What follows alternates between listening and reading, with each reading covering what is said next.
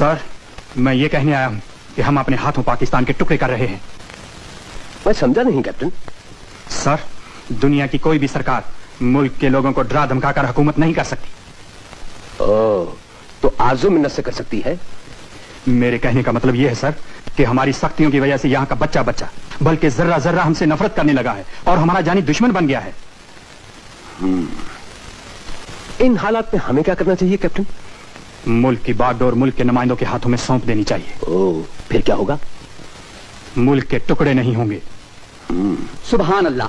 Captain, तुम्हें तो election लड़ना चाहिए था, लीडर बनना चाहिए था। Have patience. हाँ तो कैप्टन, आज हुकूमत की बागडोर किस नुमाइंदे के हाथ सौंप दी जाए जिससे वतन के टुकड़े भी ना हो और हमारी हुकूमत का नाम भी बदनाम ना हो? अवामी लीग के हाथों में। मगर अवामी लीग और पीपल्स पार्टी एक दूसरे से मुत्तफिक ही नहीं है। ये तो सिर्फ हमारा कहना है सर। जैसे कि हमने बंगालियों पर तोहमत